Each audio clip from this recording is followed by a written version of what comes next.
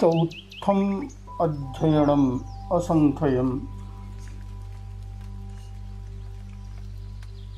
असंख्यम जीव्यमापमायये द्रवणीयस्य हुनत्थिताणम् एवं वियाणाहि जनेपमत्ते कन्नो विहिंसा अजया गहिंदे। जीवन को साधा नहीं जा सकता।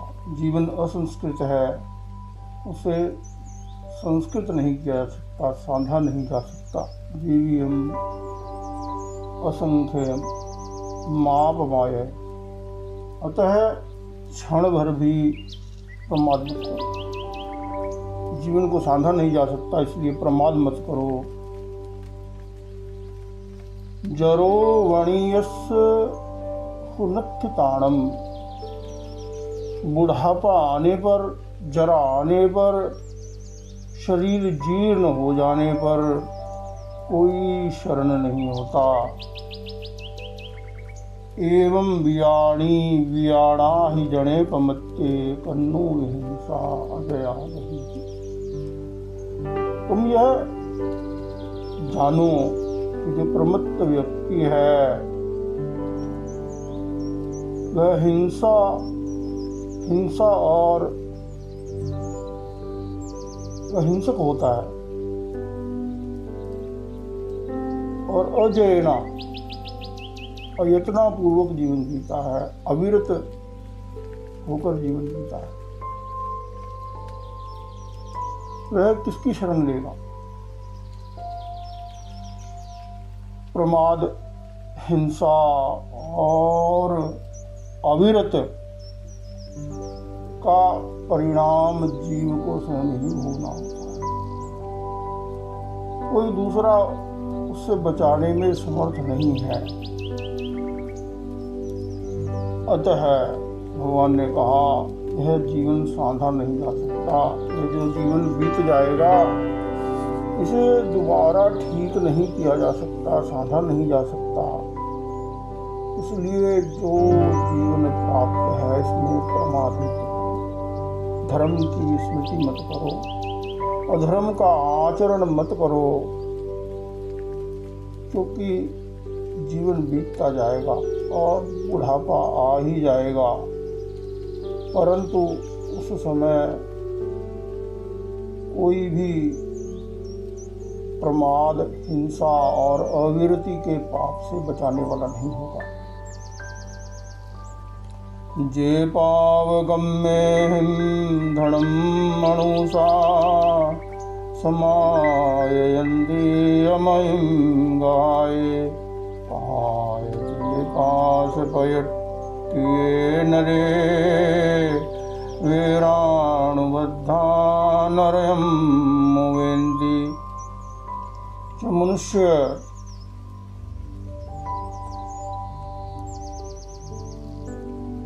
कुमति को स्वीकार कर पापकारी प्रवृत्तियों से धन का उपार्जन करता है, वह मूर्छा के पाश से संचालित होकर वैर से बंधे हुए व्यक्ति की तरह धन को छोड़कर फिर नरक में ही चला जाता है। अर्थात मनुष्य अपनी कुमति के कारण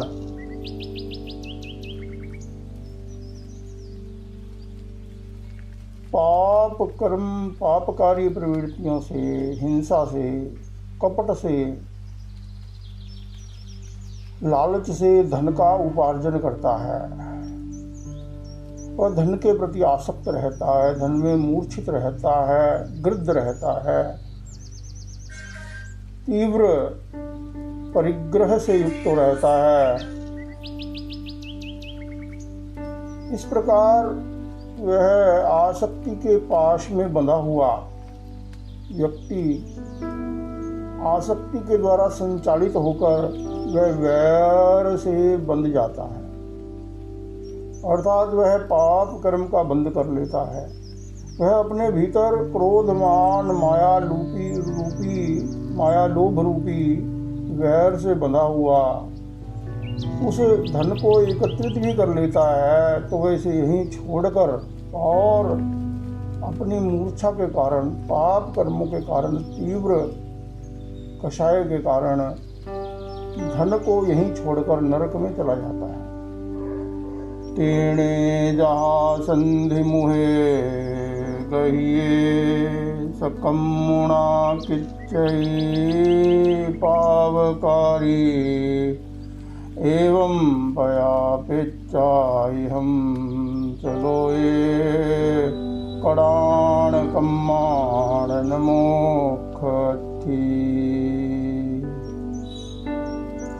जैसे कोई सेंध लगाते समय पकड़ा हुआ चोर अपने कर्म से ही छेदा जाता है, उसी तरह इस लोक और परलोक में प्राणी अपने कृत कर्मों के अनुसार ही छेदा जाता है। किए हुए कर्मों का फल भोगे बिना छुटकारा नहीं होता। भौतिक जगत में भी व्यक्ति कुछ गलत करता है तो उसे उसका परिणाम भोगना होता है। वह इसी लोक में भोगना होता है, परंतु कर्म का परिणाम व्यक्ति को इस लोक में और परलोक में भी भोगना होता है। कहते हैं कर्म कर्ता का अनुगमन करता है। जीव कहीं भी चला जाए, कृत कर्मों का फल उसे भोगना ही होता है। किए हुए कर्मों का फल भोगे बिना छुटकारा नहीं होता। अतः पाप कर्म से बचने का प्रयत्न करें। संसार मावन्न परस अट्ठा सहारणम जम च करे कम्मम कम्मस्ते तस्सुवे अकाले न बंधवा बंधवयम मुवेन्ति। संसारी प्राणी अपने बंधुजनों के लिए जो साधारण कर्म करता है, इसका फल मुझे भी मिलेगा, इनको भी मिलेगा, अथवा वह फिर उस कर्म के फल भोग के समय वे बंधुजन बंधुता नहीं दिखाते, उसका भाग नहीं बताते, अर्थात कर्म का फल बंटाने में कोई भी समर्थ नहीं है। जीव को जिसने जैसा कर्म किया है वैसा उसे फल भोगना ही होता है। वित्तेण ताणम न लभे पमत्ते इमं मिलोए अद्वा परत्था दीवपनठेव अनंत मोहे नियावयं दट्ठुमदट्ठुमेव। प्रमत्त व्यक्ति जो धन में मूर्छित है,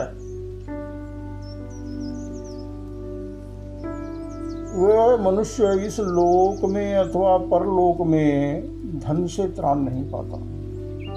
अर्थात धन व्यक्ति को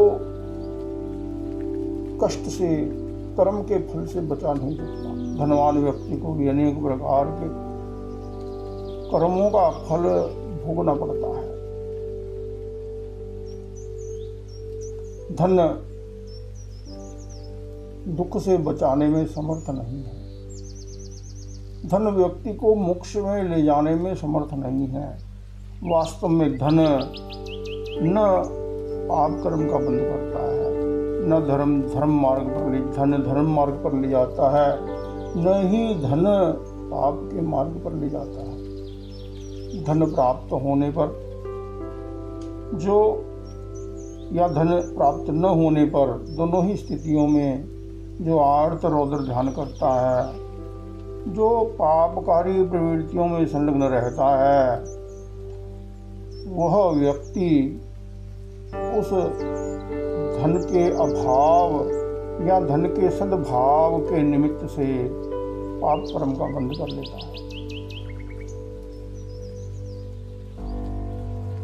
अंधेरी गुफा में जिसका दीपक बुझ गया हो, उसकी भांति वह अनंत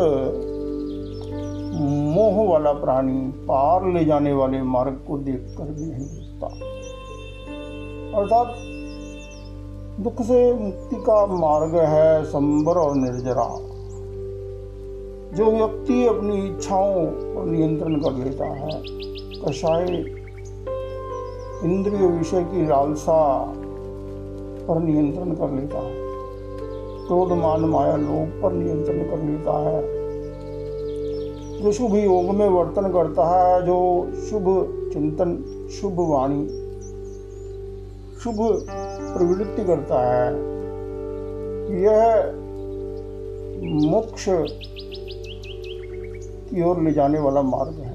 परंतु अनंत मोह के कारण, जैसे अंधेरी गुफा में किसी का दीपक बुझ गया हो तो उसे पता नहीं होता कि मैं किधर जाऊं, इसी प्रकार अनंत मोह वाला प्राणी धन आदि में ही स्वयं को सुरक्षित अनुभव करता है।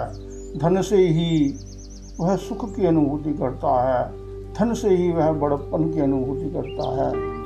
वह धन के वास्तविक मूल्य को नहीं समझता, अतः वह धन उसके लिए दुख का हेतु बन जाता है।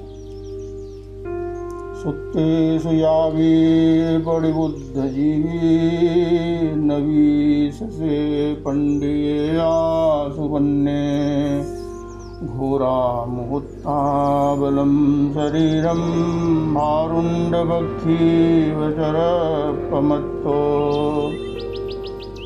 आशु प्रज्ञ पंडित सोए हुए व्यक्तियों के बीच भी जागृत रहे, वह प्रमाद में विश्वास न करे। काल बड़ा घोर होता है, क्रूर होता है, शरीर दुर्बल है, इसलिए भारंड बक्षी की भांति अप्रमत्त होकर। अर्थात जो पंडित व्यक्ति है, तत्व को जानने वाला, जो मोक्ष अभिलाषी है, मुमुक्षु है, वह यह न चिंतन करेगी सब दुनिया क्या कर रही है, सब लोग सो रहे हैं अथवा जाग रहे हैं। वह सोए हुए व्यक्तियों के बीच भी जागृत रहे, क्योंकि धर्म तो स्वयं अपनी आत्मा के कल्याण के लिए करना है। वह प्रमाद में विश्वास ना करे कि अभी तो बहुत समय है, मैं फिर कर लूँगा। इस प्रकार वह चिंतन करे कि ये काल बहुत घोर होता है, मृत्यु न जाने कब आ जाए, जाने कब जीवन समाप्त हो जाए, जाने कब जीवन में कोई विकट परिस्थिति आ जाए। अतः जब तक स्वस्थ शरीर है, इंद्रियां स्वस्थ हैं, तब तक भारंड बक्षी की तरह अप्रमत्त होकर धर्म का आचरण करे, सतत उत्साह के साथ धर्म का आचरण करे। चरे पयायम परिसंकमाणो जम किंचिपासम मन्नमाणो, लाभंतरे जीवी अबूहयित्ता, पच्छा परिन्नाय मलावधंसी। पग पग पर दोषों से भय खाता हुआ चले, थोड़े से दोष को भी पाश मानता हुआ चले। पग पग पर दोषों से भय खाता हुआ चले, थोड़े से दोष को भी पाश मानता हुआ चले।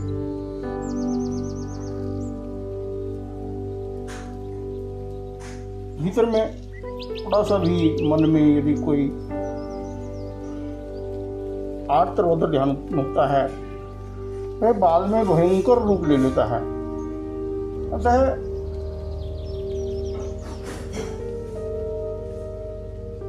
तनिक मात्र भी राग द्वेष से बचने का प्रयत्न करे।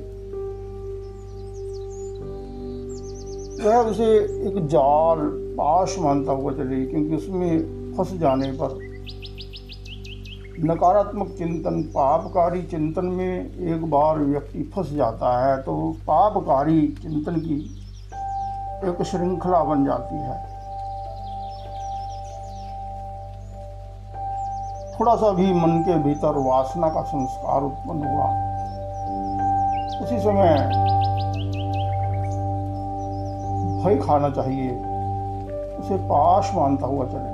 क्रोध का थोड़ा सा भी संस्कार उत्पन्न हुआ, कहीं इरिटेशन हुई किसी बात से, थोड़ा सा भी लोभ का संस्कार उत्पन्न हुआ, थोड़ा सा भी अहंकार का संस्कार उत्पन्न हुआ, छल कपट माया का संस्कार उत्पन्न हुआ, तो उसे पाश मानता हुआ चले और नए नए गुणों की उपलब्धि हो तब तक जीवन को पोषण दे।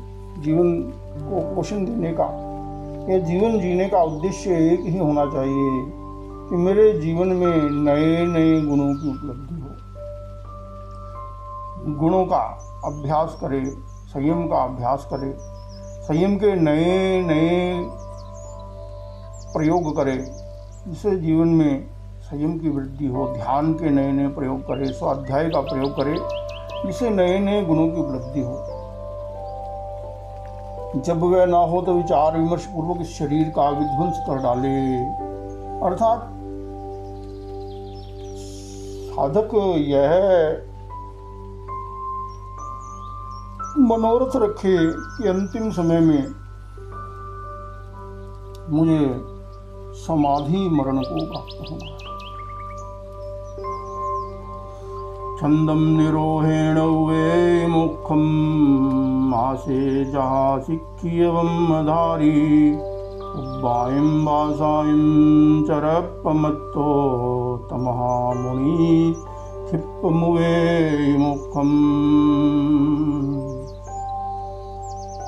शिक्षित और तनु त्राणधारी अश्व जैसे रण का पार पा जाता है, वैसे ही स्वच्छंदता का निरोध करने वाला मुनि संसार का पार पा जाता है। पूर्व जीवन में जो अप्रमत्त होकर विचरण करता है, वह उस अप्रमत्त विहार से शीघ्र ही मोक्ष को प्राप्त कर लेता है। अर्थात जैसे शिक्षित और तनु त्राणधारी अश्व रण का पार पा जाता है, वैसे ही जो स्वच्छंदता का निरोध कर देता है, जो अपनी इच्छाओं का निरोध करता है, इच्छाओं का निरोध कर जो अपने मन वाणी इंद्रिय और शरीर पर नियंत्रण स्थापित करता है, अनुशासन स्थापित करता है, वह साधक संसार का पार पा जाता है। अर्थात वह दुख से मुक्त हो जाता है, क्रोधमान माया लोभ से मुक्त होकर वह आत्मिक सुख की अनुभूति करता है, वह आत्मिक आनंद की अनुभूति करता है, विशिष्ट गुणों को उपलब्ध होता है। पूर्व जीवन में जो अप्रमत्त होकर विचरण करता है, अर्थात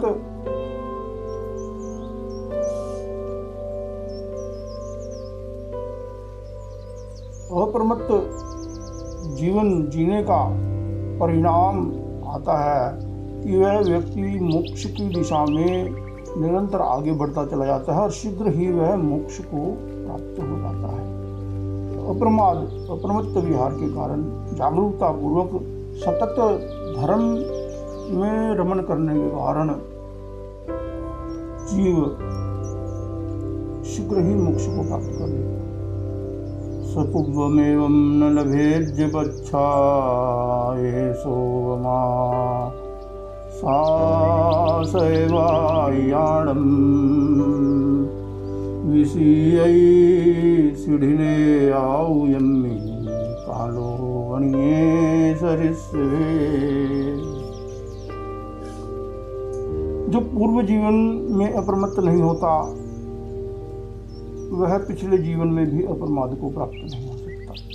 पिछले जीवन में अप्रमत्त हो जाएंगे, ऐसा निश्चय वचन शाश्वतवादियों के लिए है।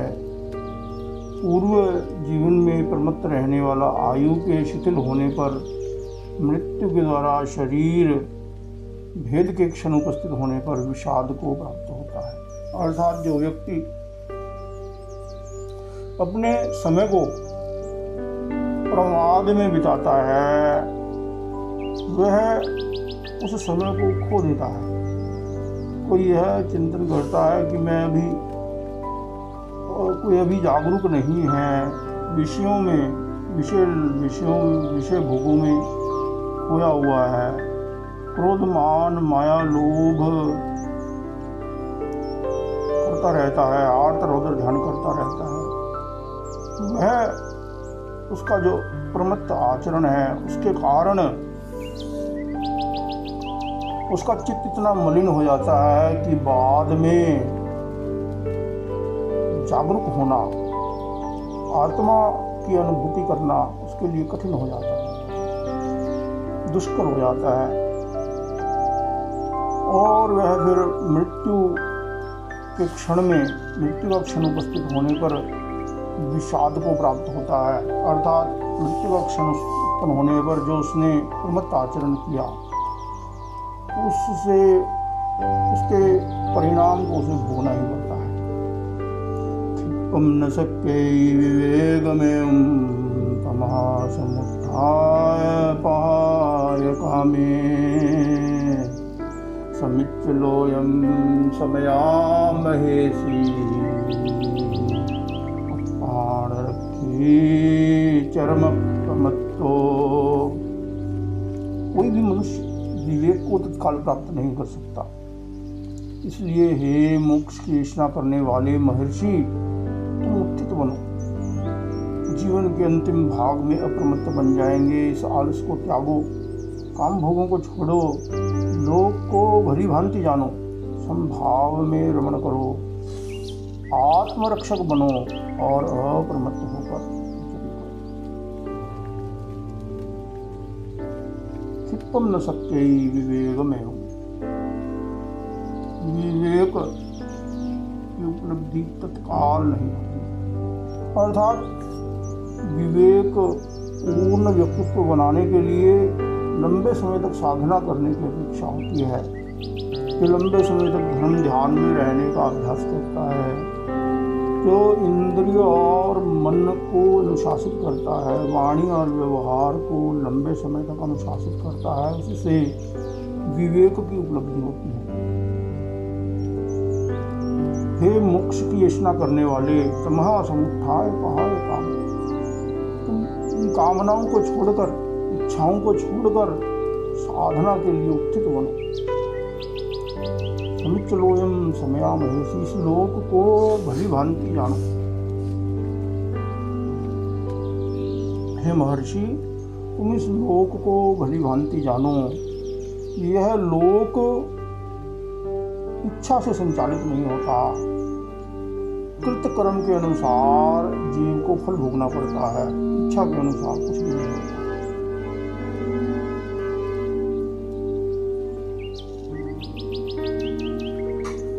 जैसा भाव वैसा कर्म, जैसा कर्म वैसा परिणाम। अतः तुम समभाव में रमण करो। अहिंसा, सत्य, स्तेय, ब्रह्मचर्य, परिग्रह, शांति, मुक्ति, आर्जव, मार्दव, लाघव, सत्य, संयम, तप, त्याग, ब्रह्मचर्य का आचरण करो। समभाव में रमण करो, राग द्वेष मत करो, आर्त रौद्र ध्यान मत करो, धर्म ध्यान करो, शुक्ल ध्यान करो, और आत्मरक्षक बनो, आत्मा की रक्षा करो। धन संपत्ति, यह शरीर की रक्षा करते करते भी यह एक दिन छूट जाता है।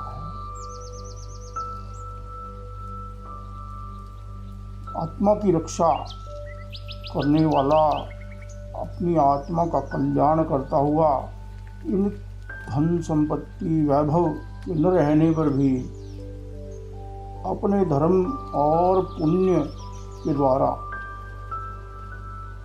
कल्याण के मार्ग की ओर प्रस्तुत हो जाता है। अतः तुम आत्मरक्षक बनो और अप्रमत्त होकर विचरण करो, जागरूक रहकर आत्मा के प्रति, धर्म के प्रति, कर्तव्य के प्रति जागरूक रहकर तुम धर्माचरण में संलग्न हो जाओ। मोह गुणे जयन्तं अनेगरुवा समणं चरन्तं हासा भुसन्ति असमञ्जसं च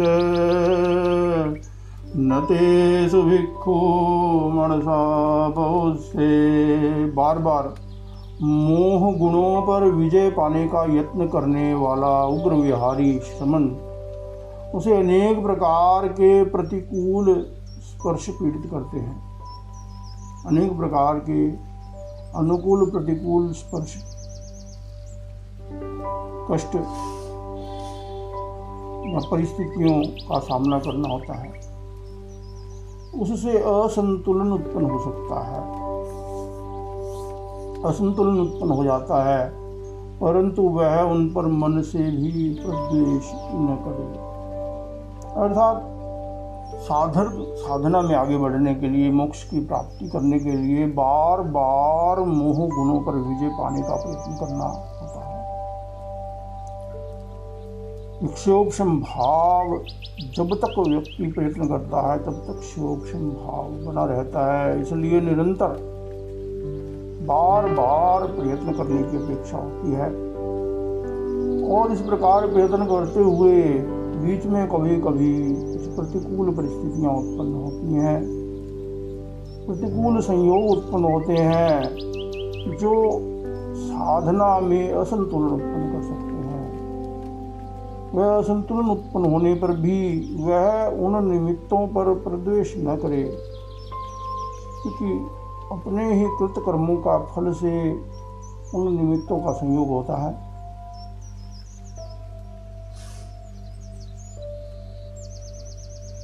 समता भाव से उस मानसिक असंतुलन, चित्त के असंतुलन को मिटाकर पुनः धर्म में स्थापित होने की कोशिश करे, पुनः मोह गुणों पर विजय प्राप्त कर समता की आराधना करे। मंदाय भाषा बहुलोहनित्या तह पगारे सुमग्गम पगारे सुमणम न पूज्या रक्षेज्य कोहम विनयेज्य माणम मायम न सेवे पयहेज्य लोहम। कोमल अनुकूल स्पर्श बहुत लुभावने होते हैं, ऐसे स्पर्शों से मैं मन को न लगाए। क्रोध का निवारण करे, मान को दूर करे, माया का सेवन न करे और लोभ का त्याग करे। अर्थात साधना के पथ पर प्रतिकूल परिस्थितियां, प्रतिकूल लोग, प्रतिकूल पदार्थों का संयोग होता है, इसी प्रकार अनुकूल पदार्थ, व्यक्ति, परिस्थिति का भी संयोग होता है। अनुकूल प्रतिकूल दोनों ही प्रकार की परिस्थितियों में साधक राग द्वेष न करे। राग द्वेष उत्पन्न हो जाए तो वह तुरंत संभल जाए, स्वयं को समता भाव में स्थापित कर समता की आराधना में स्वयं को नियोजित करे। वह क्रोध का निवारण करे, मान को दूर करे, माया का सेवन न करे, लोभ का त्याग करे। अर्थात क्रोध को क्षमा से जीते, शांति से जीते, मान को विनय से जीते, विनम्र बने, माया को ऋजुता से जीते, ऋजुभूत बने और लोभ को संतोष से जीते।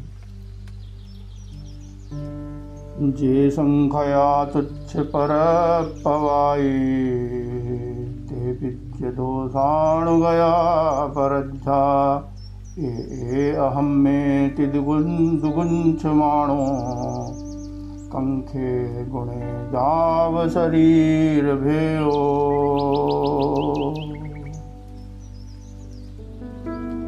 जे संख्या तुच्छ पर पवाई, कुछ पर प्रवादी अन्य तीर्थिक लोग कहते हैं कि जीवन को सांधा जा सकता है, व्यक्ति अमर भी हो सकता है, परंतु ऐसा नहीं है। जैसा कहते हैं वे अशिक्षित हैं।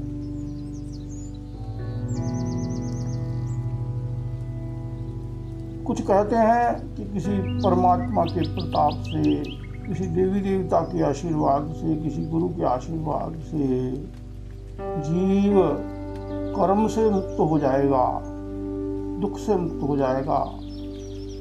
वे अशिक्षित ही हैं, प्रिय और द्वेष में फंसे हुए हैं, परतंत्र हैं, राग द्वेष में फंसे हुए हैं। तो राग द्वेष के आधार पर प्रियता और अप्रियता के आधार पर ही जीवन जीते हैं। मुझे यह प्रिय है और मुझे यह अप्रिय है, यह मेरी इच्छा है और यह मेरी इच्छा नहीं है। इसी प्रकार वे जीवन के सभी प्रकार के संकल्प विकल्पों में स्वयं को नियोजित करते हैं।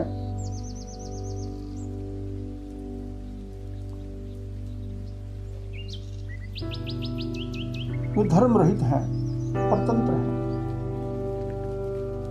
क्रोध, मान, माया, लोभ, राग, द्वेष, मोह के वशीभूत हैं, धर्म से रहित हो जाते हैं। तुम ऐसा सोचकर इस प्रकार के चिंतन से दूर रहो। जुगुप्समाना, उनसे जुगुप्सा करो, उनसे दूर रहो। अंतिम समय तक सम्यक दर्शन, सम्यक ज्ञान, सम्यक चारित्र, सम्यक तप आदि गुणों की आराधना करो। ऐसा मैं कहता हूँ टी बेमी।